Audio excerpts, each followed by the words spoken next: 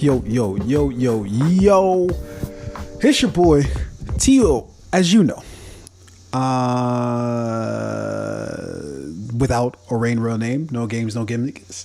Going at this solo, as you can tell, by there not being anybody else here.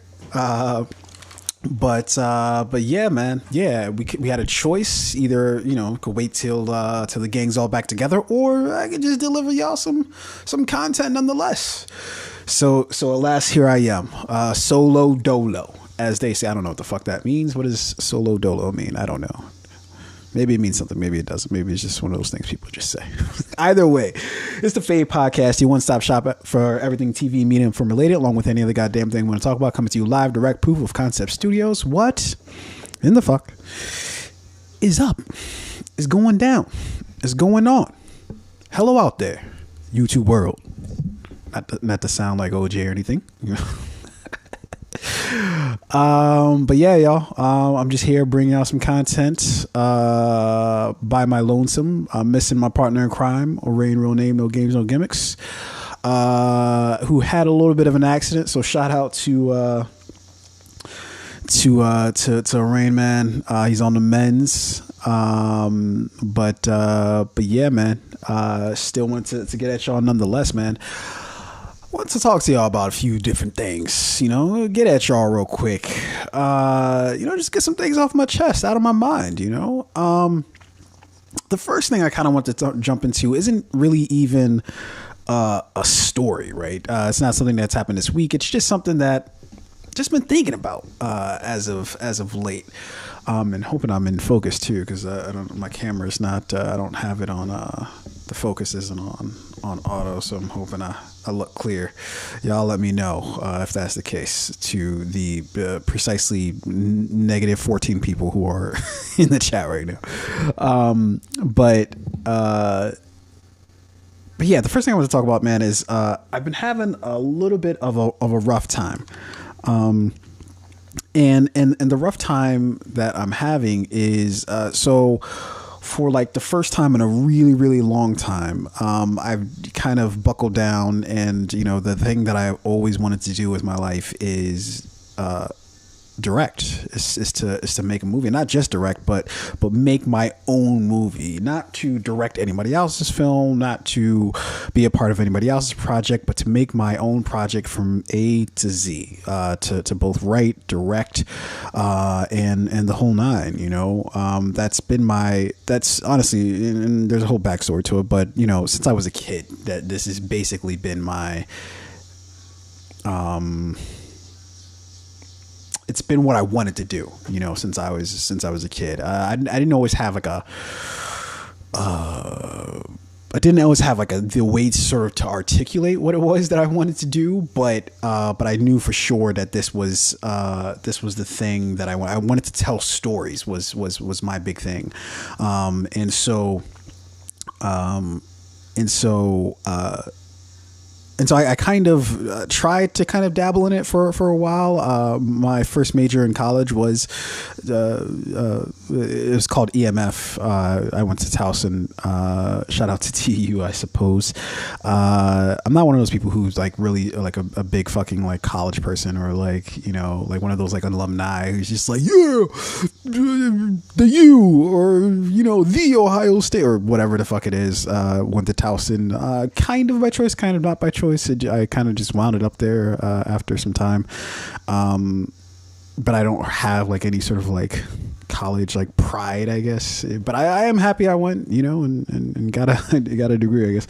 But anyways, my first major in college was an EMF degree, which is electronic media and film, and that was. I was supposed to go and complete that program, but then I kind of decided to switch gears, and I switched to accounting because I just thought I need a fucking job as soon as I get out. This is kind of like in the heart of, or after the fact of, the whole sort of economic collapse back in 08. This was like 09, 10, somewhere around there. That I decided to sort of switch gears to an accounting degree, and so I got an accounting degree. Anyways, so it wasn't until like a few years later that after I graduated from college, that I decided to sit down and actually, like, you know, try to do the thing that I wanted to do with my life instead of doing all this other shit that I didn't want to do. And so I sat down and wrote my first screenplay, or at least attempted to write my first screenplay. And it turned out actually way better than I thought it was going to be. And then that kind of ushered in just like a whole different other aspect to my life. And I really did change gears to kind of doing a lot more film shit. But somewhere along the way, I kind of lost touch with that a little bit in terms of, you gotta put food on the table. You know, you gotta do shit that's bringing in money. And I aggressively sort of like kind of kept that side of myself kind of like to myself, when you shouldn't. When you have a passion, when you have something that you're trying to do, just let it fucking out, you know, just because you don't know what doors are going to get open for you. You don't know what opportunities you're going to get by just being vocal about the thing that you're doing with your life. You know, I'm not saying being annoyingly fucking, you know, just every minute of every day saying, this is the thing that I'm doing, hey, this is me. But you gotta let people know when you're doing shit. And I refuse to do this. I don't know why. That's just how the fuck I am. You know, I really do like to play shit close to the vest when it comes to, especially things that like matter to me. You know, I don't like to dive too deep, which is ironic because like I'm one of those people who believe that when you write things, it has to come from somewhere within. Like it can't. And so like maybe that's my way of. Anyways, I'm getting massively off track with what the fuck I'm trying to actually get to here, or maybe I'm not. I don't know. I'm kind of just freestyling here. But so anyways, so I got off track and. You know, just doing a whole lot of things that weren't really in the ballpark of what I was trying to do, trying to be a director and direct my own film. And so anyways, all of that sort of led to like the past like few months. And I kind of had this weird opportunity to actually sit down and kind of just do whatever the fuck it was that I wanted to do. Again, it kind of happened by accident. It wasn't really something that was planned out. But at the beginning of this period of me kind of just doing whatever it was that I wanted to do, I kind of did what I always do, which is not the thing that I actually want to do. And so I, you know, working on just various other things that weren't really in the wheelhouse of what I was trying to do in terms of both writing and directing my own film. But like, I don't know, I think it was at the beginning of maybe sometime in May or maybe sometime at the beginning of June, I kind of made this conscious decision. I was like, you know what? I have the fucking opportunity. Why not just sit down and do the thing that I want to do? Why not put those wheels in motion, you know, to get this thing done? That if there's ever going to be a point in my life where I do this thing, it's now, you know? And so I sat down and I had this idea for a very, very long time of sitting down and writing a very specific short film. I have other feature film scripts that I've written that are just in various stages of being worked on. But this was the idea that was like, okay, this is the one that I can do out of the chute. Like, I know I can pull this off. I know I have a pretty firm idea of the concept and all that other stuff. Anyways. And also I waited until I was sort of inspired to write this thing in terms of I had the concept down or the premise down for it, but all the details of how I'm going to get here and there were escaping me. And I really wanted to have those things before I really sort of began on it. So anyways, I started to write this thing. And it's all started to come together and sort of coalesce, if you will. I hope I'm using that term in the right. Isn't it funny as shit? Like when you use a term, you don't really know what it means, and you're just like hoping that you don't sound fucking stupid by using it. I do that all the fucking time. Say words that I'm like 30% sure that I'm correct about how I'm using it. But anyways, I all the ideas coalesced, and you know, started to come together for it, and it felt really great. And of like the past like maybe week or 2 weeks, I've really made a push. Like at first my deadline was going to be the end of September, or somewhere in September was going to be sort of my deadline for finishing this thing, at least a really rough draft of it. And it actually happened that I was like ahead of schedule, that it felt like, and in doing it, I realized that, oh shit, I might actually get this thing done before September, you know? And so, I've been writing furiously, trying to get that done. And then all of a sudden, I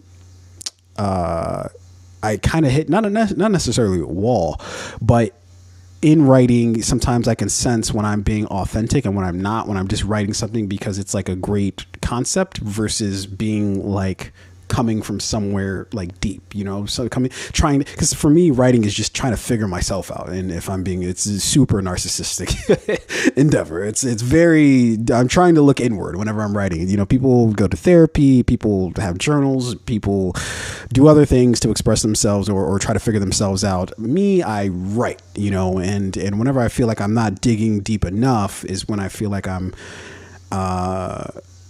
you know, kind of hitting a wall. And so of like the last like week or so, I felt this weird sort of like, and I've had it a few times in my life where like it's a bit of like depression, you know, or as I heard on How I Met Your Mother once, a little bit of a depression, you know, starting to come on, because of my sort of inability to sort of like push past this particular like little roadblock or hurdle that I was that I find myself at.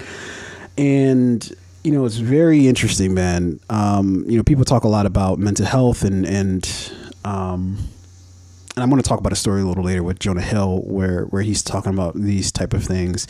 But it's very interesting, man. You can find yourself in a very dark place really quickly when you start looking inward. is what writing and all that other shit, like it's where, you know, you sometimes may ultimately find yourself in a happier place, you know, in a much more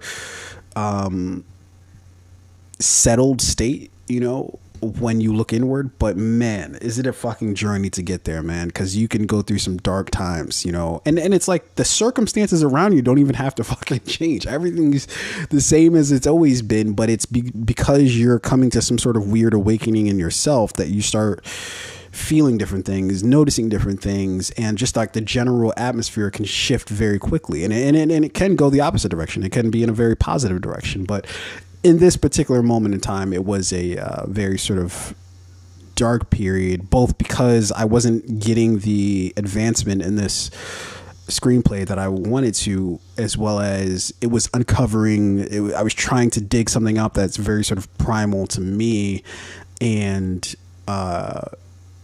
so it was kind of a double whammy, you know. Anyways, my whole point to this is, you don't always have to just push through. Sometimes you can just take a little bit of a break, you know, a little bit of a siesta, if you will, and then get back to it, you know. I think that the point is just not to abandon things, but to know, okay, I might need a little bit of a timeout. And it's weird for me because it's like, what's the proportion, right? Because if you take a certain amount of time out, then it's like, well, you're not doing the shit. You're just you're just abandoning the thing. So anyways, I don't know why that was on my mind first thing that I wanted to talk about. But you know, for those people who might struggle with that kind of sort of the same thing, I don't know, take a little bit of a break, but don't take so much of a break that you stop going, or you stop trying to progress with whatever it is that you're trying to do. But understand that it's okay to walk away for some time, not forever, but just for a little bit of a time. And so I'm finding it now that I'm having to like kind of take days on and days off, like you know, to regroup, and not just to regroup, but also to really just get some perspective, you know, on what it is that I'm doing, you know. And I think that's so critical and so important with everything that we do as like human beings, is to gain perspective, you know, be able to kind of see it, look, you know, pull out the, you know, pull the lens back a little bit and see the bigger picture here of like what it is that you're trying to do and how it's affecting all the other aspects of life. Because like sometimes I'll just be really like moody with, you know, like say like my girlfriend or I got a dog, and so sometimes I'm a little moody with the dog, and it's like, it's a dog. He's just like fucking looking for some food and some attention, you know, with there's no reason to like be mad or frustrated with the dog. Cause like earlier today, for instance, I was walking my dog, and I promise this will end in less than a minute, but I was walking my dog, and he has this habit of like finding like the most fucking complicated place to take a shit. Like, it'll go in like a bush, but not just like on the bush. He'll like fucking like climb on the bush or some shit. And then he'll proceed to take a shit, knowing that it's going to be very difficult for me to get to this shit. Or perhaps he doesn't know that. I don't know. And I just look at him like, you son of a bitch, you're doing this on purpose, aren't you? You know I'm in a bad fucking mood, and you're doing this just out of spite for some fucking. And he's like, he's a dog. He's just doing him. Like, he doesn't. I don't think he gives a shit about my disposition. But, anyways. I thought I'd share. I don't even know if any of that amounts to anything, but yeah, I thought I'd share. Anyways, the next thing I wanted to kind of quickly kind of jump through here is, what the fuck is up with this goddamn crate challenge? Let's. I'm not even gonna play a video. I'm not gonna watch anything. I'm just wondering what the fuck is up with this shit. Like, I'm asking you, the audience, for anybody who might be listening to this now or whenever. Why do this? Like, it looks so painful. Like, why would you see other people doing this and be like, yep, want to try it? Like, what is it about like humans and like getting attention from like weird? And I'm fully understanding that we try to get attention in just so many different fucking ways. I'm trying to get attention right now by being on a fucking podcast, on whether it's whatever podcast channel you're listening to this on, or you're watching this on YouTube. Whatever the fuck it is, like, we seek attention, right? But it's just like, why put yourself at that much risk to get attention? I don't get it.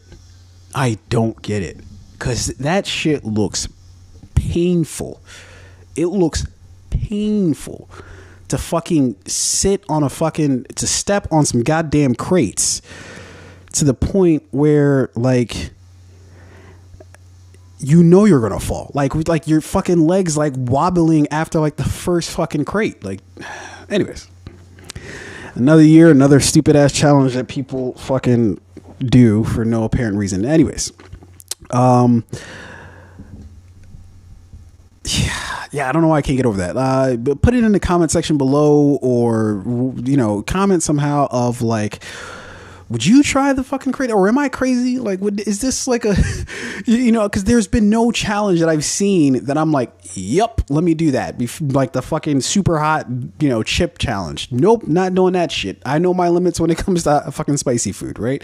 The fucking, what is it? Cinnamon challenge, where you take a scoop of cinnamon and you just fucking put it in your mouth and you fucking choke on it, expectedly so.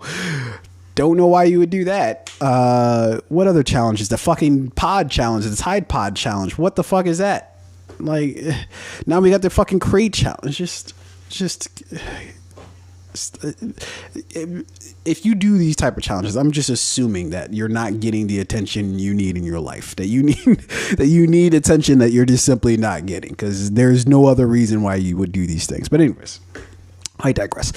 And again, this is all just really stream of conscious. But right now, I have been watching for this thing that I'm writing, for this screenplay, this short film that I'm writing. It has to do with the many worlds theory. I've talked about it on the podcast before. It has to do with the many worlds theory. So like the idea that, that all possibilities are realized, in that, like if you had a decision between going left and going right, you actually went both ways. It's just that you're in the reality, whatever reality that you chose to go in, whatever direction you chose to go. So there's a reality where you chose to go right, and then there's a reality where you chose to go left, right? And you're living with whichever reality that you chose, right? And so it got me to like kind of thinking like, what other media is out there that kind of has to do with the same thing, and so that led me back to the show Sliders, which is a weird show from back in the mid 90s, starring something O'Connell. or Donald. Fuck, I forget exactly what his name. Jerry O'Connell, I believe that's his name. Might not have that right. I could easily look it up. Not worth the effort. But it got me to go back and watch that. So I watched the first season, and then I watched part of. I'm in the middle of watching part of the second season. Super campy show. Honestly, not that great. But I remember watching it back in the 90s, thinking, "Oh, this shit is dope." And then I just stopped watching it because I don't fucking know. I just fell off for some reason. Yeah, old shows are interesting to go back and watch. Like I remember watching the first season. So again, like they're in this dude creates this sort of apparatus, this machine that allows them to what they call slide. So going from one reality to the other, same world, but just different realities in terms of how they turn out. So they get all these like different scenarios where like one world where there's nothing but where women are dominant over men, one world that's completely taken over by like communism, this other world that's like I don't know, whatever fucking thing you could think of. They're exploring these different realities, and when it really quickly got me to realize or remember or to think about was how little we fucking paid attention to anything, or how little at least I paid attention to anything as a young kid watching TV. I didn't understand a goddamn thing about sliders besides the fact that they jumped into a fucking portal. That's literally as far as it went with me. Didn't understand anything else, right? Or even cared to understand anything else, I guess. Because as I'm going back and like watching it now, it's just like some of the themes and things that they talk about. Like, so for instance, like the second episode is just like them, a reality where like communism is taking over America. And it's like, it was so interesting, like watching it from the perspective of like, oh, this is like what the fear was back in like 95, that, this is what, and I guess, ask whoever you might ask today. And maybe that's the same fear that people have for some fucking reason. But it was just really interesting seeing how they saw that reality. I'm not even saying that they work super hard at like having like a nuanced conversation about like politics and shit like that back then, but it was just it was kind of interesting just like realizing like, oh, I was watching this as a kid. I understood nothing of what they were talking about. Like I understood even the nuance that they tried to introduce. I didn't get any of that shit, and it completely washed over me. So I was like, well, why the fuck did I even watch this show? What was I getting out of it? That it's just hopping to a portal. I thought that was cool. Why would I watch this? But yeah, it's really interesting kind of going back and seeing that now. Because like, and like another thing too, is just like how they treat and again, I'm in midway through season 2. So I don't know if this is going to change towards like, cause I think it only lasts like 5 seasons. So I'm sure it's going to change like later in the seasons. But it was kind of like how they treat like their black characters, in that like, they really realistically like didn't show like any black people in the show.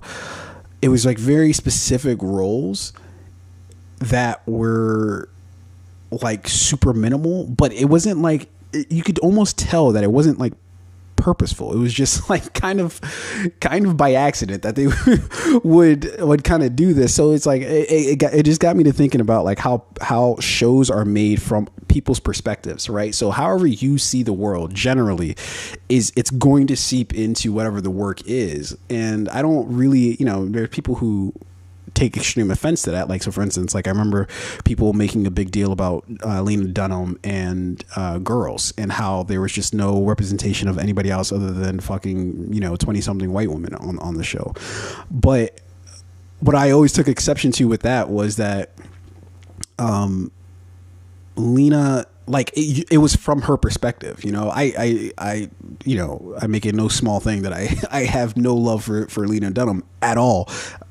I think, based off of her work is just, and this is just my humble opinion, I just think she's a raging narcissist, but people generally tell stories from their perspectives in some form or fashion, in terms of what their outlook on the world is how they tell it.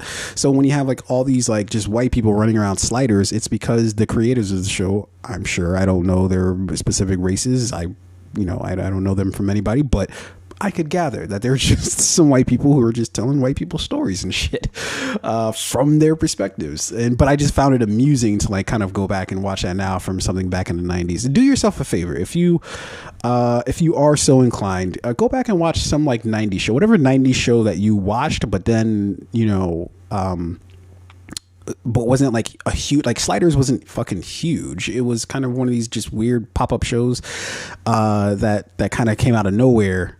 On I think it was on Fox that it would play. So go back and watch that show and see what your opinion of it is now, or see if you feel the same way about it now that you did back then. Guarantee you that would have been your feelings about the show are going to be updated by the time you watch it again. Anyways, moving on to more current things. If we're talking about this week, next week, I've got really only one that hold on, let me change. There we go. Talking about this week, next week, I got really only one movie that I'm looking forward to this week, and that's Candyman, starring Yahya Mateen, which comes out the 27th of this month, which is of course this Friday. And I'm looking forward to it, not because I was a real big fan of Candyman. I was always kind of just like whatever about Candyman. It never really resonated, I guess, with me. Only to the degree that I remember watching it when I was young, and it scared the shit out of me when I was young. And you just knew not to fucking say Candyman's name 5 times into a mirror, or else you were about to get got. It's funny how many superstitions, like don't say Hail Mary 5 times in a mirror, or you're gonna get snatched up. Don't say candy. It's just like, well, I feel like this is all just regurgitated shit. It's just it's at what point during our youth we were like, well, how many names can't we say? If you said my name 5 times into a fucking mirror, do I just pop out of nowhere and I'm just like start fucking slashing people? Is that what happens? Like, how does this work exactly? But anyways, I'm looking forward to that. And it's directed by Nia DaCosta. And so I'm interested to see how this turns out, because honestly, I think this might be a good sort of insight into what we're going to be able to see with the Marvels, because she's also directing the Marvels as well, which is the sequel to Captain Marvel with Brie Larson, and the Marvels is shaping up to be a really different animal than the original Captain Marvel that we got. Which people will say Brie Larson was miscast as Captain Marvel. I think that's bullshit. I don't think she was at all. I think she's great casted. She's properly cast for the role. I just think the whole movie got a shit script and shit directing. I'm sorry for the directors, whoever you might be, if I forget your names, but it just was not. It was not a well-made movie from both a directing standpoint as well as the story standpoint. None of those things just meshed to create a decent outing. So Nia DaCosta, she's going to be directing the Marvels, but before that we're going to be able to see Candyman. This is supposed to come out, I think, 2020, but of course, as with fucking everything, it got pushed back because of obviously the state that we're in with the coronavirus. So that comes out this Friday. I might go see that. I might be convinced. It's been a long time since I've seen like a horror movie. I think the last horror movie, and I use that term loosely for this particular movie because I'm still not under the belief that it was a horror movie. But the last horror movie that I saw in theaters was Us from Jordan Peele. And again, I don't feel like that was a horror movie. I feel like it was a thriller, not a horror movie. But nonetheless, I persevere. One thing I wanted to talk about was Marvel's What If. It's a series that that Marvel has is currently being put out by Marvel on Disney Plus. Basically, it honestly has to kind of do with some of the themes that I'm exploring in my screenplay, but it's exploring this. I'll give you the quick synopsis here: exploring pivotal moments from the Marvel Cinematic Universe and turning them on their head, leading the audience into uncharted territory. So the reason why I want to talk about this is because from like the first 2 episodes of the series, not gonna lie to you here, wasn't overly impressed. Really, the only thing that kind of impressed me from the first 2 stories was Jeffrey Wright. He's about the only thing that I cared for, and Jeffrey Wright is voicing the Watcher, who's sort of the overseer. Basically, it's like with all these different universes that exist, right? Again, we talked about it a little bit before. The idea that we have like the many worlds theory, I guess is what it's called, that there are vastly different.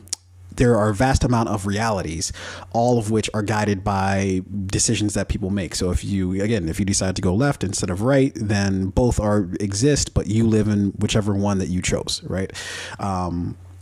So with that idea there, and you can imagine how many realities exist because of how many fucking decisions we have to make every single day. Not to even get into whether you're a determinist or whether you're all about free will. Not entertaining that conversation, but you can imagine how many realities would exist if every decision that you make or that everybody makes leads off and branches off into different realities, right? And so Jeffrey Wright plays the Watcher, who is basically overseeing all of this, and his job is not to get involved, but just to observe what is going on. And so Jeffrey Wright could literally fucking do anything. He could do anything and it will be awesome. Just his fucking voice is so penetrating. He has one of those like kind of James Earl Jones voices, one of those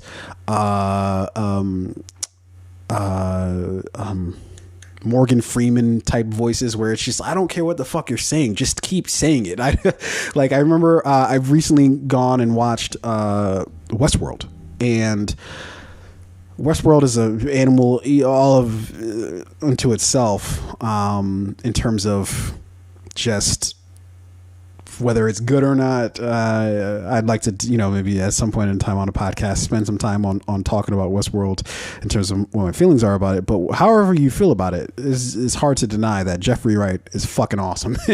and he doesn't even have to do much. That's just it. As soon as he fucking says something, you're like, okay, whatever you're saying is happening, I believe it. You don't really fucking, you don't care. You just hope that he's just like in every scene. Anyways, back to Marvel's What If. So they've put out 3 episodes to this point, and it's the 25th of August 2021. So far, they've put out 3 episodes. They've put out, let me see if I can find what the actual episodes are called here. Let's see. Okay, so the first episode was What If Captain Carter were the first Avenger.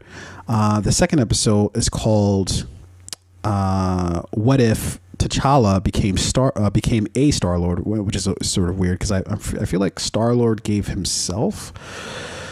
Did he give himself the name? I don't know. If there's anybody watching right now that can help me out with that, feel free. But I want to say, didn't he give himself the name? So it's like, or maybe he got the name. I don't know. Anyways, and then they just put out episode 3, which is What If the world lost its mightiest heroes. So let's start with Captain Carter, who basically she became the first Avenger by taking this super serum that originally Steve Rogers, at least in the world that we know, took.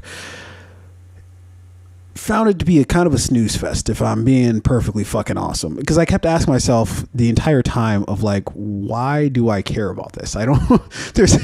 there was just like no. It was like, okay, she takes the super soldier serum and she just does shit that you know, Steve Rogers did. Okay. I don't know what the interesting thing is supposed to be here. Like, what's the thing that's supposed to be like, holy shit, like this changes everything. Like, there was no moment like that. It was just like, oh, she just fucking punches dudes like Steve Rogers punches dudes. I don't know. Cool. And that's how the episode kind of went, and it kind of try to do some neat things. Like, it still had Steve Rogers involved in terms of not Tony Stark, but what's Tony's father? Fuck, I don't know why I'm blanking on this. Damn, what's his name? I keep wanting to say Frank Stark, but that's not true whatsoever. But anyways, Tony's father, who was working with, I guess, the American government at that time, or maybe SHIELD, I guess. He develops this sort of like Iron Man like suit, which, I don't know, that story wise, that seems kind of far fetched. So he basically came up with Iron Man before his son would come up with the Iron Man suit. But neither of those two things really kind of crossed over in terms of, like, he didn't give his son like the schematics, like, here, son, like, take this shit, you might need it one day. I don't know. It was kind of weird, or kind of stupid, but yeah. Anyways, so first it was. So Peggy Carter, she takes the super soldier serum, and then Steve Rogers, he's still involved by using this sort of like faux Iron Man suit. And it was all kind of just like, meh. Okay. Like, what, like, so she's doing this, you know, dope shit instead of Steve Rogers, but like nothing else really like materially changes with it. As far as I can remember, I'd have to maybe watch the episode one more time to be able to say for sure, but it was all right, you know? And that's kind of how I felt about the series overall. It's just like, it's whatever, you know. And I know it's animated, so maybe don't take it as serious as we might some of the live action series that they've put out recently, Falcon or Captain America, I guess, and Winter Soldier, and WandaVision and Loki, you know, all of which I feel like all of which were pretty good. WandaVision didn't care for it so much, but Loki, I thought, was probably the best of them all, and Falcon and the Winter Soldier, or I guess Captain America and the Winter Soldier was kind of middle of the road for me. But they were all good. But from that pecking order, I would definitely put them in sort of that order, which is Loki being the best out of all of them, Falcon and the Winter Soldier, and then WandaVision. So yeah, so we get to this first episode, and I thought it was just kind of like, okay, not anything to like really care too much about. And then we get to episode 2, which is what if T'Challa became Star-Lord. And so basically this explores exactly that what if T'Challa was found by I think Yandu, I believe was his name. Well, what if they found T'Challa instead of finding Star-Lord? And so it kind of goes through that, which was honestly I feel like a step up from the first episode, because it at least gave like a uniqueness to that change, whereas I felt like with the first episode with Peggy Carter becoming Captain was it Captain Britain, I think she became what was it, Captain, or whatever, Captain Carter, she became Captain Carter. That didn't really change anything. That just was like, she just did all the shit that Steve Rogers did as Captain America, which is kind of like, okay. Like, and then episode 2, what if T'Challa became a Star-Lord? There was like some very stark differences there, in that like Yandu and all of its crew and their whole mission kind of changed. That instead of just like pillaging for like kind of like no reason, it was really basically they were pulling a Robin Hood, you know, stealing from the rich and giving back to the poor, which at least to my recollection was in, you know, again, I can be corrected on that, but was not necessarily the goal when Peter Quill was Star-Lord. And then they got into this whole thing with um, with them going to the collector and trying to get this thing that can help save the universe and all this other shit, or like a particular world or something like that. And so they did all that. As well as like Thanos had like somehow had a drastically different story arc, because then Thanos became like kind of a good guy, a hero, instead of trying to fucking genocide half the universe. And it was funny, they had this like nice back and forth of just like arguing about that, of whether it was genocide or not that he was plotting. I just thought there was enough different there that I could like grasp onto and say, okay, well this was, but even still the episode was kind of just like, okay, cool. It wasn't until this third episode, again had to do with what if the Avengers, basically what if somebody killed all the Avengers, right? Which is killed Thor, killed Hawkeye, killed Hulk, killed Tony Stark as Iron Man. What if all these things happened, and killed Black Widow as well? What if they just all died, right? What would happen? And it was just like, it was a really much more interesting episode. I feel like it was just like, oh shit, like what if they killed all these people, and it had Samuel Jackson, or I guess Nick Fury, kind of hunting around for them and shit, and trying to solve this mystery of like who was killing them. And it was like a mystery though, like it was something for us to sort of like solve. It was something for us to do, which I think was really different than some of the other episodes, which was there wasn't really much guessing, or there really wasn't much discovery with the Captain Carter episode. It was just like, yeah, she just does all the same shit. And with the T'Challa becoming Star-Lord episode, it was kind of just like things were different, but there wasn't really like a mystery there, to sort of explore. I guess a little bit when you think about the fact that Yondu had told T'Challa that, Wakanda was destroyed, but really it wasn't. They were still looking for him. Once you factor that in a little bit, it was kind of a little bit more interesting, but in reality, there was no like real big mystery to the episode. This episode was like mysterious in that you're trying to solve this thing along with them. And I think that that's always a better approach when you're dealing with these what if situations, because I think that gives us something to do. We can't just survive just purely off of the strength of, oh, this person became that person, like I feel like that's okay, that only goes so far before the novelty of it just really fucking runs dry. And so anyways, I just want to talk about that real quick. Have you guys been watching What If so, what do you think about it? Let me know in the comment section below. But that was my quick analysis, if you will, of what we've gotten so far. With that being said, I think we're going to go ahead and jump into some trailers, man. We going to get into these trailers here, man. So we get two Marvel trailers, as it turns out. We get one for the Eternals and then one for Spider-Man. We're going to tackle this Eternals one first, okay? Basically and we had reviewed a different trailer for the Eternals, but this is the final one before the movie comes out. I think it comes out November 5th of 2021. So it tells the saga of the Eternals, a race of immortal beings who lived on Earth and shaped its history and civilizations. This is directed by Chloe Zhao and has more writers than I care to actually notate. And stars Selma Hayek, Angelina Jolie, Richard Madden, Kit Harington, among others. Shout out to a little Game of Thrones reunion there. But I have tried my best to not watch this trailer before today. So I hope you fucking respect my ability to not watch these trailers, because this came out like at the beginning of the week, or even I think maybe at the tail end of last week, and I refused to watch it all so that I could watch it live here with you all.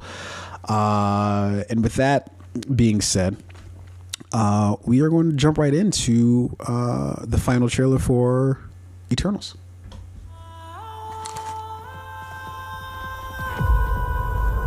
5 years ago, Thanos erased half of the population of the universe. But the people of this planet brought everyone back with a snap of a finger. The sudden return of the population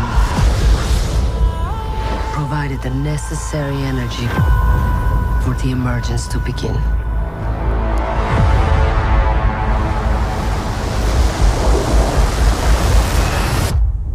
How long do we have? 7 days.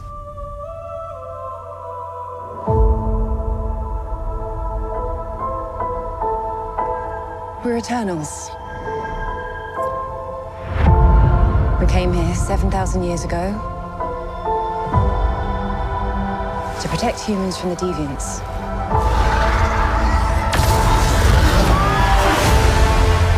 Why didn't you guys help fight Thanos? Or any war, or all the other terrible things throughout history? We were instructed not to interfere in any human conflicts unless deviants are involved. By who?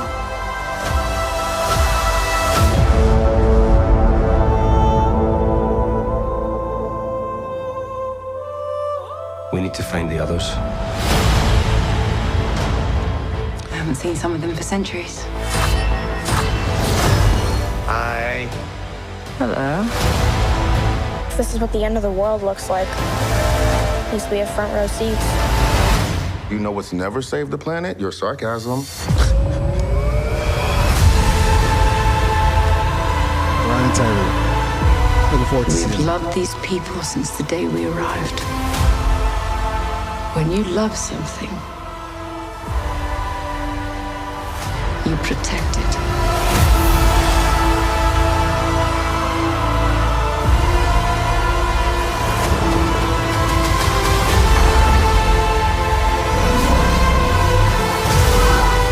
You can't protect.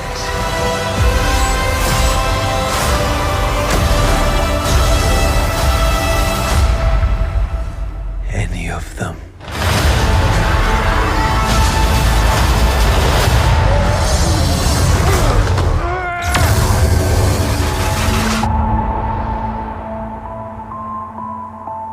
I bet you've built the perfect safe house. I mean, what's this even made of? Vibranium?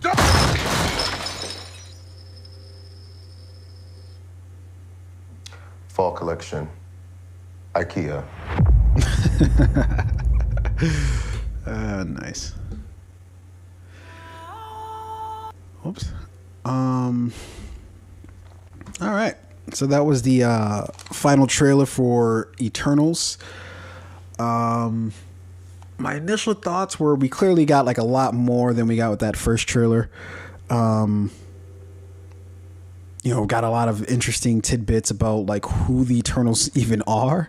And they are, at least to my understanding, I believe they're Celestials. And they're just like super powerful beings. And I think you saw one Celestial, I think holding like a fucking universe, I guess, in their hands. So, you kind of get the scope of like who they are, and what they're doing. And I want to say, who was that they showed making all the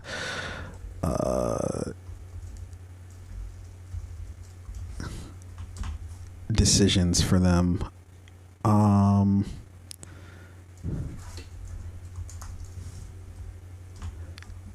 trying to figure out who the fuck that was. I want to say it was, and I'm stuttering here because I'm trying not to say the not correct thing. Damn.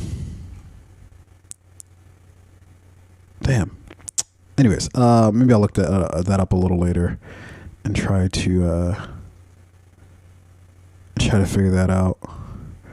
But anyways, that was a dope trailer, man. A lot of we actually got to see their powers this time, which I think last time we didn't really get to see their powers. We just got to see them just walking around looking very contemplative. But this time we actually got to see them do some shit, which was dope. It'll be interesting to see what because I wonder what the runtime for this movie. It's got to be like 2:30 if not north of that, because they're going to have to fit a lot of shit out of explaining exactly who the Celestials are, what they're doing here, why they didn't help with, as they alluded to in the trailer, why they didn't help with Thanos and shit. Although I guess they kind of explain that in that if deviants aren't, involved, then they're not to be involved. But yeah, they got a lot of shit to run through in about 2 hours and some odd minutes. So either this is leading to something else, or they're gonna have to run through a lot of shit in that amount of time. So anyways, but yeah, I thought it was a dope trailer, man. I'm very interested to see what happens with this, because Chloe Zhao, she's directing this, and she directed the movie Nomadland, I want to say, if I'm remembering correct. Yeah, I think it was called Nomadland. And I thought that movie was interesting. It wasn't necessarily my cup of tea, but it was interesting nonetheless. And I think that it was a very sort of quiet movie, and it took its time, and so I wonder if she's going to be afforded the same sort of style here, or if she's going to be able to kind of achieve the same sort of thing here, where she's going to be able to sort of take her time with the Eternals in terms of telling the story and laying it out. My guess is no, that Marvel wants you to get to the point, and yeah. But I'm just curious to see what she does with it, because she's coming from this sort of like indie director sort of point of view, which, she wouldn't be the first person to direct something for Marvel, being more of an indie director. But it is interesting that her style is very distinct in that it is very sort of more quiet, more contemplative than than I guess what we're used to, or we're accustomed to with the Marvel universe. But yeah, excited to see nonetheless, man. November can get here soon enough. But in speaking about Marvel movies, we have yet another Marvel film that trailer just dropped, and this has been waiting for months. People have been waiting on the trailer for Spider-Man No Way From Home, and last we get it. Now it was apparently leaked early, but I guess they just decided, fuck it, let's just go ahead and put it out, or maybe they had always planned to put it out, who the fuck knows.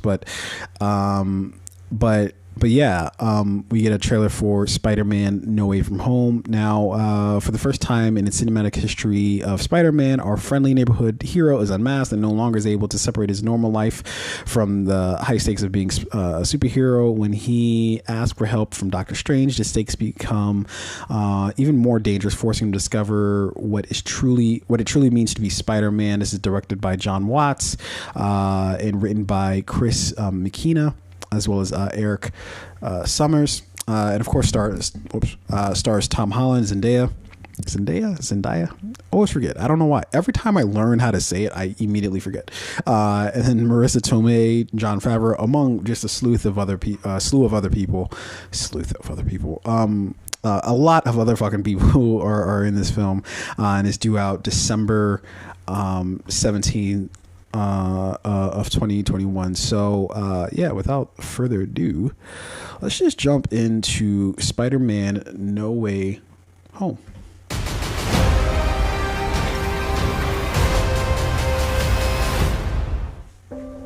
Oh, look at this. This is a good one. Some suggest that Parker's powers include the male spider's ability to hypnotize females. Stop, come on. Yes, my spider lord. Can we just stay up here all day? It is so crazy down there.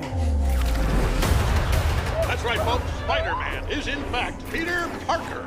Listen, I did not kill Mysterio. The drones did. The drones that are yours. Does any part of you feel relieved about all this? What do you mean? Now that everybody knows, you don't really have to hide or lie to people. For the record, I never wanted to lie to you. But how do you tell someone that you're Spider-Man? Now everybody knows. But this isn't about me. This is hurting a lot of people. I've just been thinking about how to fix all of this. So, Peter, to what do I owe the pleasure? I'm sorry to bother you, sir. Please, we saved half the universe together. I think we're beyond you calling me sir. Okay, Steven. That feels weird, but I'll allow it. When Mysterio revealed my identity, my entire life got screwed up. I was wondering if maybe you could make it so that he never did.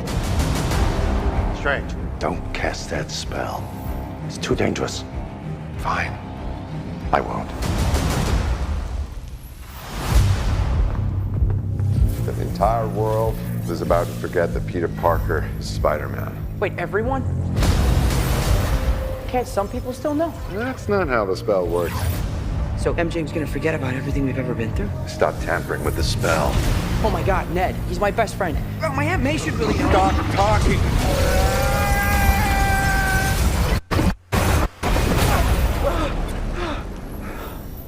What just happened? We tampered with the stability of space-time. The multiverse is a concept about which we know frighteningly little. The problem is you trying to live two different lives. The longer you do it, the more dangerous it becomes.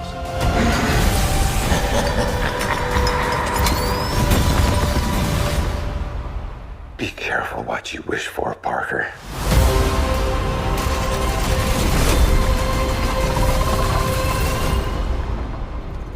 Hello, Peter.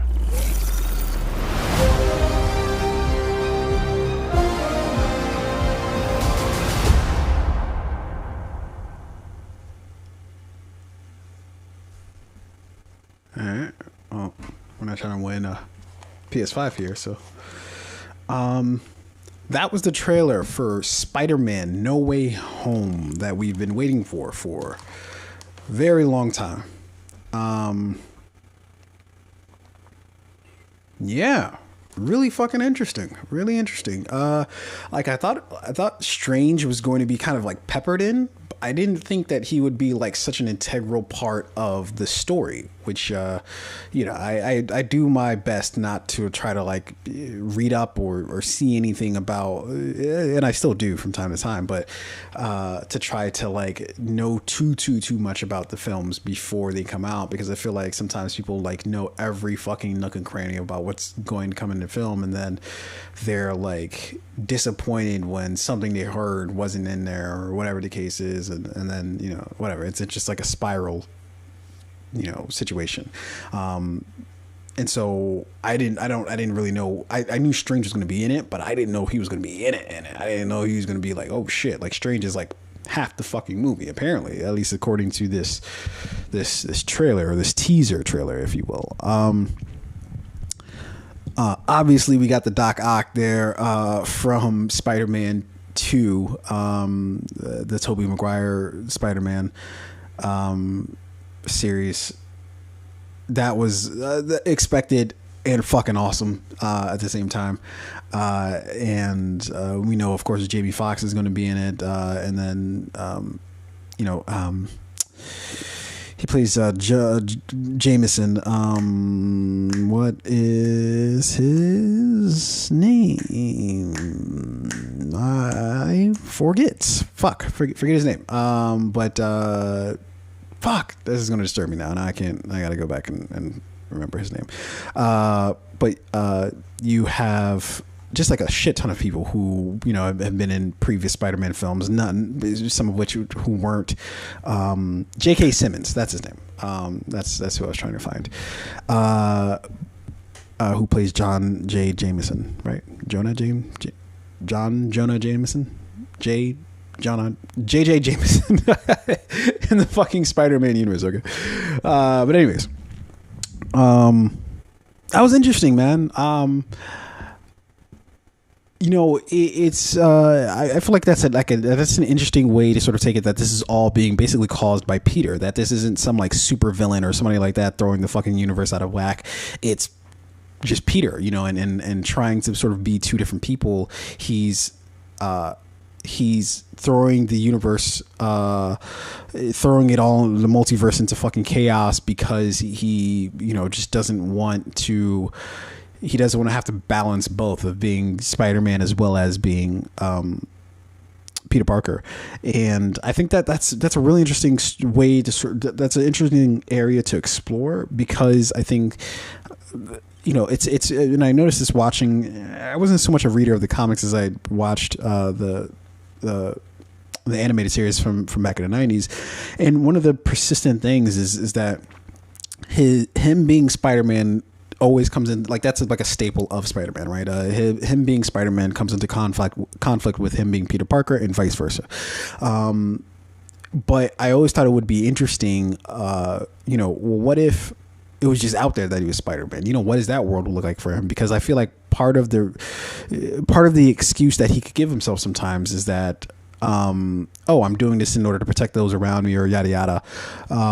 But in reality, I think it, at least in part, was due to him not reconciling both sides of himself, which is an interesting conversation to have.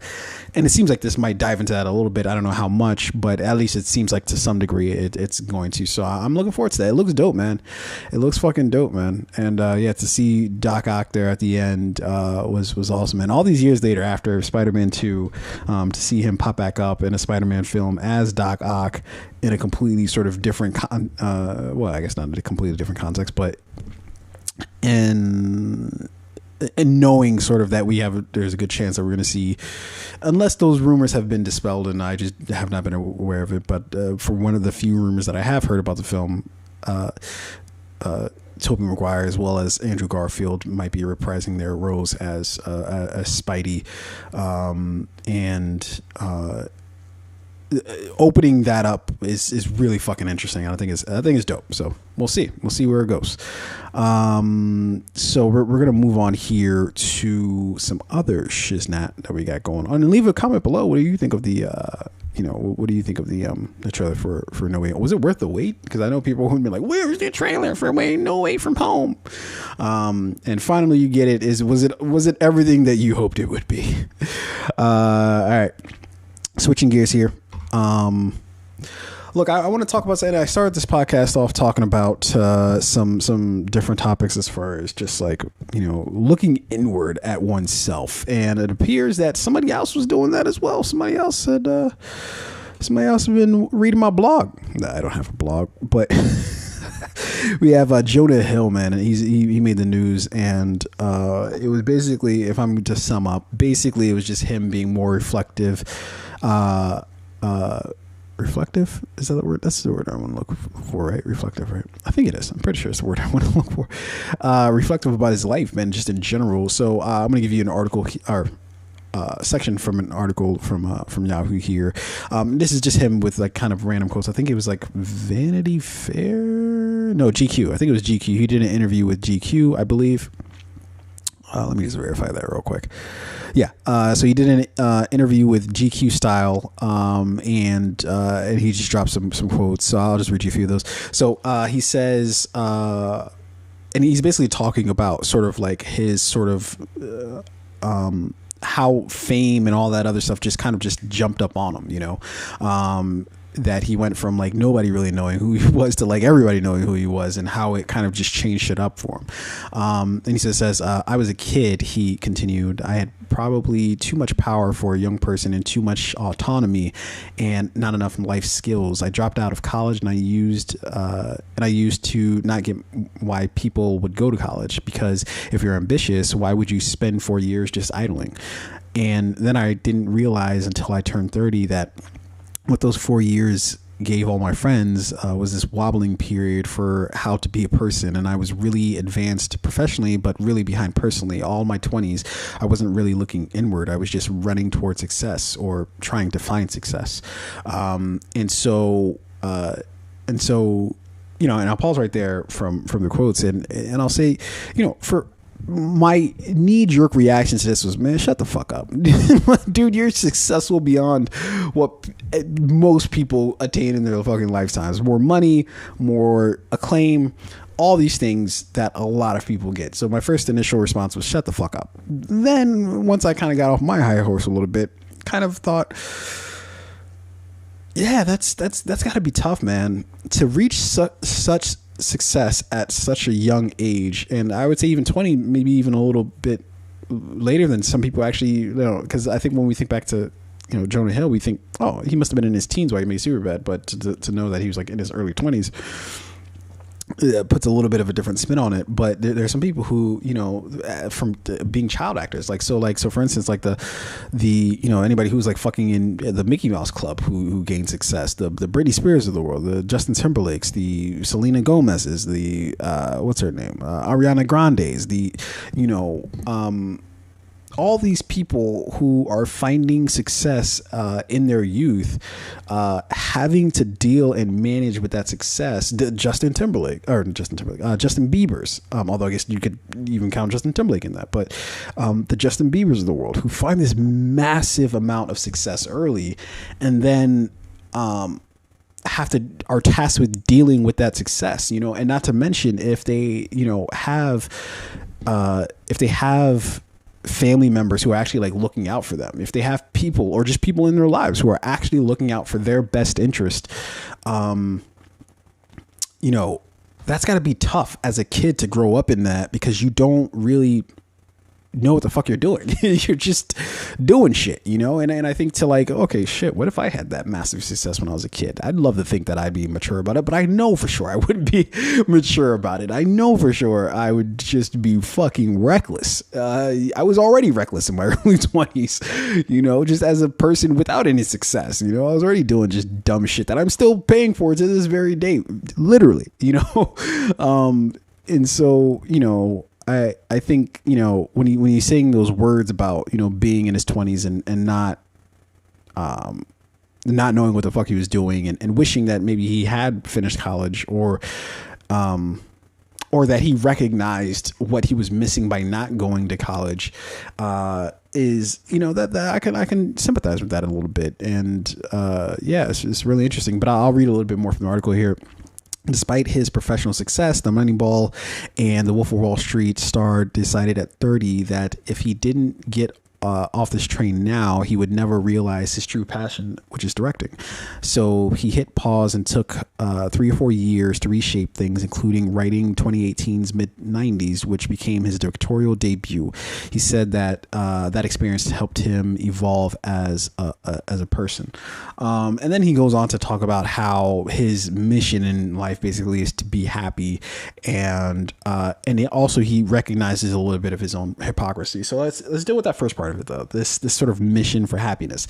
Look, this is the thing, and I was kind of trying to talk about this at the beginning of the podcast, that, or at least maybe I feel like I was trying to talk about this in the beginning of the podcast, is that, look, we all define success really differently. And I think what I'm starting to define success as is by just being open and honest with myself. And kind of how I do that is by writing, again, I'm writing this short film right now, and trying to be more honest with myself within the context of this screenplay is something that and so when I don't have a successful day in writing, it feels like I'm failing myself a little bit, because then that's how I'm sort of measuring success right now. And so as Jonah Hill, puts it, that his mission is to try to be happy instead of, the partying and boozing and all this other stuff I'm sure that he was into. It's just like, kind of doing simpler things, fucking surfing, or spending time with his nephew and niece, or just doing shit like that helps to sort of like ground you a little bit in this sort of like because I'm sure in the Hollywood sphere he's just dealing with just endless amounts of distractions and fuck shit that you don't really care about at the end of the day, but that's just there, and I think that for people who do find success really fucking early, it is important to sort of disconnect from all that, to find a slice of the world that just feels like it's a slice of the world, So when you see some of these child actors and, they you know, you hear, oh, they just, you know, they started doing something else other than, you know, Hollywood. Some of it might be due to like, oh, okay, maybe they just didn't have what it took to proceed. But I would imagine that a decent amount of that has to do with trying to find your own peace in life. And sometimes it's really fucking hard to find your own peace in life when you got a lot of noise around you, you know? And at the end of the day, no matter who the fuck you are, whether you're the world's poorest person or the world's richest person, what you're really looking for, I think at the end of the day, is a piece of the world that makes sense to you. And for a lot of people, I feel like that's peace, you know? So they're trying to find a piece of the world that is peace, you know? And we do it in these weird ways sometimes, that sometimes we lash out or we do these things because we're trying to find it, but we're not. So then we just start doing fucking crazy shit, you know? And again, this is me playing Monday morning therapist, but you know, we start doing this weird ass shit and we wonder, why the fuck did I do that? Well, it's because there's somewhere in me, I'm trying to find peace and I don't know how to find it. So then I just start doing reckless shit, you know, because I think that somehow that's going to find me peace, you know? It's all sort of a means to an end. So while there, I'm sure are some people who are going to look at this like, oh, well, look at this fucking Hollywood, you know, fucking elite dude. He's been in all these fucking movies. He's got fucking more money than I'll ever fucking see in my life. You know, woe is me. You know, I'm sorry, you have a very successful fucking career. There are people who graduated from the same college that you're talking about who don't fucking have jobs to this day. You know, so, you know, please stop with your fucking tears. But it's all fucking relative, dude. It's all relative, man. So whether you're Jonah Hill or somebody else, you know, who Jonah Hill maybe you went to school with, who had a completely different, you know, outcome for life. At the end of the day, we're all just trying to be happy, man. And we're all trying to find that happiness, you know, at least to some degree, you know. I think when you peel back all the layers and you look underneath it all, I think that's what you're going to find. Some people who are trying to find what makes them happy in a world that it seems like it's trying night and day to hand you the opposite, you know. And also, too, I think what should be added on to that is that, you know, he says his mission is to be happy. But I think happiness is a part of it. You know, I think happiness is a part of it, but I don't think that that's like the destination. As has been said in many a fucking movies and literature, yada yada. Happiness is a feeling, not a destination. You know, and your goal shouldn't simply to be just happy. But to find some sort of happiness is you know, a goal, but it can't be the only mission. That can't be the purpose, because, you know, otherwise, you know, fuck it, just stay high all day, every day, right? Because you'll be more than happy to to just be fucking high as a kite, because, you know, happiness is like fucking chemicals in the brain and shit, you know, to say you're happy. But I think what maybe matters more than that is peace, you know, is to be is to have some sort of peace in life, you know, is sort of the goal. Because, you know, I think we sometimes, especially here in America, like, we define ourselves by like chaos, you know. You know, we like conflict, like that's what we like, that's what we love it, you know. We love conflict. That's why, like, you know, there's you know, so many people love just like mindless action movies, because we just love to see fucking chaos, you know, and we love that tension. That's what breeds drama. That's what breeds interesting outcomes, is, or at least that's what we tie to it, right? Is chaos, you know, and how to make sense out of chaos, you know. But I think that what the mission should be, and I'm just fucking saying random shit here, but what the mission should be is finding peace, is, I guess, the end to that thesis. But anyways, he talks also about recognizing his own hypocrisy. Like, I think he was talking about like smoking cigarettes or some shit, and how he like recognizes that, like, okay, like, and, you know, he I guess makes fun of people who post shit on like Instagram, but then he does the same shit, and he's like, well, you know, I can be, but what that screams to me is like self-awareness, right? Like, I think that we all need to like cut ourselves some slack and be able to be at least a little hypocritical with some shit, okay? Especially non-consequential shit. I think we need to allow ourselves that ability to be a little bit hypocritical. And that to do shit like, okay, yeah, I know these, you know, I'm trying to live this healthier life, but I'm also smoking these cigarettes that could fucking kill me. I get this, you know, but I allow myself the occasional cigarette just to, you know, and I don't smoke myself, but you know, I kind of, you know, cut yourself some slack, I think is the idea there. And I think that that's what I try to do myself too, is you know, there are plenty of things that I, you know, need to either do better or, you know, to be better with. Like, I need to eat healthier. I need to exercise. I need to do all the things I want to do, but do all the things that I need to do, you know, but within that, I think I need to allow myself the ability to be able to be a little, to not do those things sometimes, you know, to do some dumb shit sometimes, to, you know, but within reason, you know.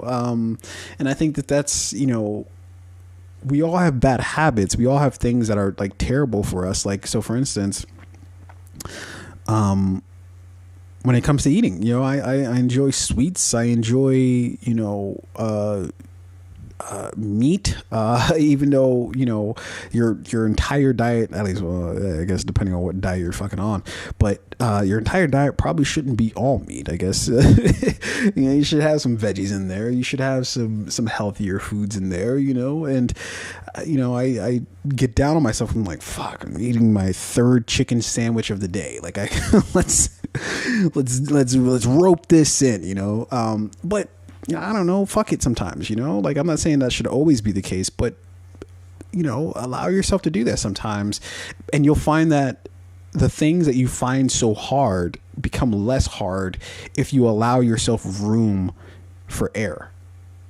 right? Like, what I mean by that is it'll be easier to eat healthier if you allow yourself not to eat healthy sometimes, because if you just quit cold turkey, some people I'm sure are able to do that, but I feel like most people aren't, like, our brains aren't like wired that way to just quit something cold turkey and then be done with it, because then when that urge comes back, it comes back in like this fucking massive way where you just like destroy like 8 pizzas, you know, eight large pizzas by yourself. And, you know, after you fucking look around and you're just covered in grease and shit, you're like, what the fuck did I just do? And it's all spurred from the fact that you didn't allow yourself to fucking eat it once in a while. But anyways, so I was reading that about Jonah Hill, and I thought that was like really interesting. Let's move the fuck on. Okay. Let's move on to Daniel Craig. Holy shit. Daniel Craig's in the news because he said, man, fuck them kids. All right. I ain't giving them kids shit. So Daniel Craig, so he made some statements this past week that caught some people's ears. And I don't know who he was doing like the interview with. I'm supposing I could find that out, but it doesn't even fucking matter. So he basically made a statement that says, my philosophy is to get rid and he's talking about money, his like money in this case, and he's worth a lot of money. I'll get to that in just a moment. But he says, my philosophy is to get rid of it or give it away before you go. Craig told the magazine, and again, it'd be interesting to find out what magazine that is. Hold on, let me see. Apparently it was Candace magazine in his native Britain. Never heard of it. Shout out to Wayne. So yeah, he says, my philosophy is to get rid of it or give it all away before you go. Craig told the magazine, he cited an adage that if you die a rich person, you failed, calling it distasteful to leave massive sums to his heirs. So Daniel Craig is worth approximately $160 million. I don't know if that's before or after this fucking deal that he signed to do the new Knives Out films, which I'm pretty confident he's getting $100 million for that. A cool $100 million to do the Knives Out sequels. So both So both 2 and 3 from Netflix. Don't know if that's before or after that, but I know he's getting paid a fuck ton to do the Bond films. And he basically says, I ain't giving shit to my kids. Now, being his kid, look, there's two schools of thoughts. First of all, being his kid, yeah, you got to be like, fuck, Dad, what the fuck, dude? Like, Jesus Christ, you're doing what? With what?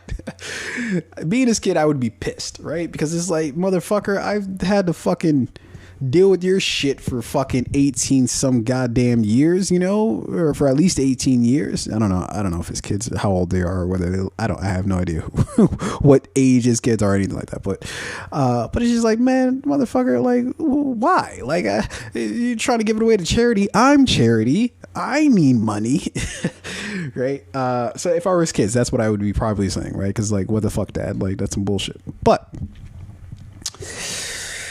there are a lot of people who are going to be like, I don't know, why you give money to your kids? It's, you're building a legacy, I'm going to leave that to my kids. Look, what I would say to that is that life is simply, and people would be much better to just like remember this. And I'm saying this as a fact, okay? I'm saying it as a fact. The fuck if I care if this either comes back to bite me in the ass or like obviously not universally true, but I don't care. I'm saying it as a universal truth. Life is simply all about perspective. Okay? Everybody will be better for understanding that simple fucking fact. Okay? That life is simply about your perspective. Look. Like, so for instance, I was watching, I think, The Breakfast Club or like a clip from The Breakfast Club. And they were talking about this whole Daniel Craig thing. And they were like, Charlemagne and Envy were like, what the fuck? Like, why would you not leave your money to your kids? Like, that's like, what do you like? And you wouldn't be dying a rich person if you gave money to your kids.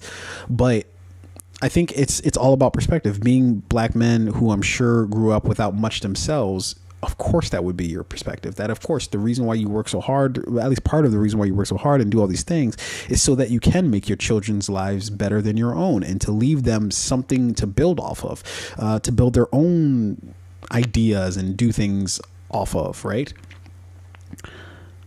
But there's a flip side to that. There's a side where, and I don't know anything about Daniel Craig. I don't know about how he grew up or anything like that. So I'm making some wild assumptions here, but fuck it. It's the Fate podcast. Wild assumptions come with the territory. You can be a Daniel Craig and maybe you grew up in a pretty affluent household. Maybe you yourself are the beneficiary of a very sort of cushy life based off of what your parents did, right? Maybe you saw a bunch of other kids who grew up with being pretty affluent and kind of saw them be pieces of shit, because they just had access to an abundance amount of money that they didn't really have to work for themselves. There is something to the fact that whether you're born with money or born without it, there is something to what your outlook therefore is on life, that based off of your perspective, right? If you always grew up with money and everybody around you always had money, then when you meet somebody who that is not their experience, they're like foreign to you. You're like, I'm sorry, what? You're having a hard time doing what in life? I'm sorry, you need universal health care for what? I don't get it. Why can't you just go and pay for, the surgery? I don't get it. Like, I don't get why you're struggling to do all these things. You're trying to go to college and you're taking out a loan for what? Huh? Why would you do this? Just fucking pay for it. It's fine, right? Like that, like you can perceive what poor people are or people without money are, but you can't like relate to it. You can't and so I suppose you're trying to like teach your kids a lesson and that's a lesson that's kind of like, it's hard to teach your kids if they never want for anything, right? Like if your kids never want for anything, then it's hard to teach them the lessons that, like this isn't what it's like for everybody. Like it's hard to instill that idea into them that this is not what life is like for everybody. And so perhaps from Daniel Craig's point of view, that's just how his outlook is. And look, he has a fuck ton of money. I'm sure Maybe he is. Maybe he isn't going to leave his kids shit, but I'm sure he's not going to not give them anything, right? Like if these kids were like, hey, fuck it, I need to go in for this like mega surgery and it's going to be more than anything that I can afford on my own. I'm sure he's not going to be like, well, tough titties. Sorry. Good luck, Holmes. You know, I'm sure he's going to do shit for them, you know? But to like, and you know what's so funny too? It's also why we look at like, you know, we look at all these people who are like legacy people, like people who go to colleges because, you know, they're basically grandfathered into the colleges. We look at people who are grandfathered into certain jobs. We look at people who, you know, I remember watching the Silicon Cowboys. I believe it's on Netflix. And I was just amazed at, or not amazed, but like, I just remember thinking distinctly like, oh, okay, you know, when we talk about inequality, like, how the fuck do you correct shit like this where, you know, dealing with what black people had to deal with, you know, back in say like the 60s and 70s, right? The racial shit that they were dealing with back then affected it. Like, how could it not affect everything now when you had people back then when Silicon Valley just was like formulating? Like, people were like, oh, well, you know, I went to this venture capitalist and got this money and we got this funding and then we did this and did that and we're able to build this and build that. And a lot of these companies are like worth fucking mega millions today. Well, if you're a black person from that same time period and you're just trying to drink at the same water fountain, how do you, what's the like, how do you even those playing fields, you know? And so to not create that same scenario, yeah, I don't think you should be able to leave your kids a certain amount of money. Can you leave your kids something? Yes, absolutely. Right.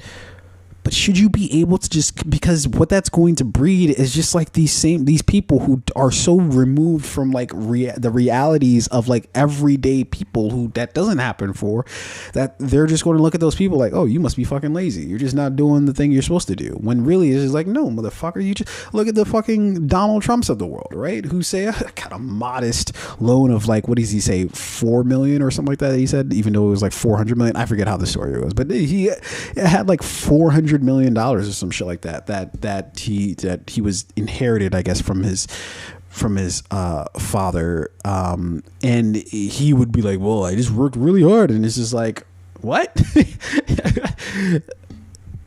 Bruh, like, you give me not even a tenth of that and I'm good the rest of my life, you know, like, you know, not to mention pissing it all away doing whatever the fuck it was that he was doing. But you know, you're more likely to create people who, especially if they have it from like birth, create people who are really removed from the